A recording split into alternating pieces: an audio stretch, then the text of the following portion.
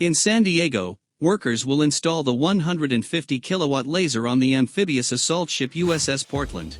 The vessel's crew plans to test the new weapon beginning this year as part of an accelerating effort by the Navy to install laser cannons on its warships. Northrop Grumman built the laser under the auspices of the Navy's $53 million solid-state laser technology maturation program, which launched in 2015. As a shipboard weapon, a laser could hold several advantages over traditional weapons such as guns or missiles.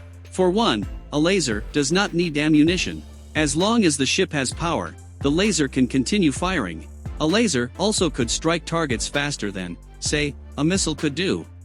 But today's lasers lack the power and range to destroy large targets or do any damage at all at ranges farther than a few miles. SSLTM and a related effort at Lockheed Martin could result in lasers with the power and range to defend ships from drones, small boats, cruise missiles, and even ballistic missiles.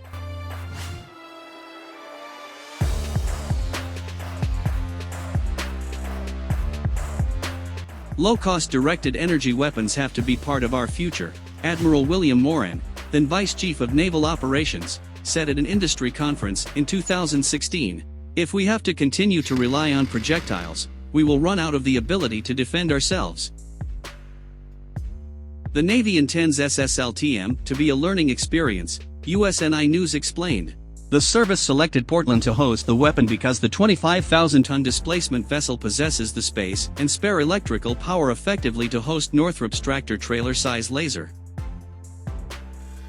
The Navy's laser experimentation began in 2014, when the service installed an experimental, 30-kilowatt laser aboard the amphibious ship USS Ponce and tested it at short range against flimsy target drones and boats.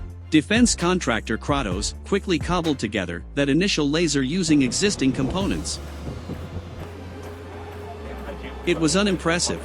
The tests reminded me of an old cartoon in which someone shot an arrow at the side of a barn, then painted a bullseye around the spot where the arrow landed, Subrata Ghoshroy, an MIT researcher, wrote for Bulletin of the Atomic Scientists. Around the same time the Navy tapped Northrop to build the SSLTM. The sailing branch also awarded Lockheed a $150 million contract to develop the high-energy laser with integrated optical dazzler and surveillance system, or Helios. The 60-kilowatt Helios draws less power than the SSLTM does. The Navy plans to begin installing the smaller laser cannon on destroyers starting in 2021. The Office of Naval Research's Small Optical Dazzling Interdictor, or ODIN, functions as a proof of concept for the more powerful Helios laser. The Navy hopes to begin fielding a Megawatt-class laser in the 2025 timeframe.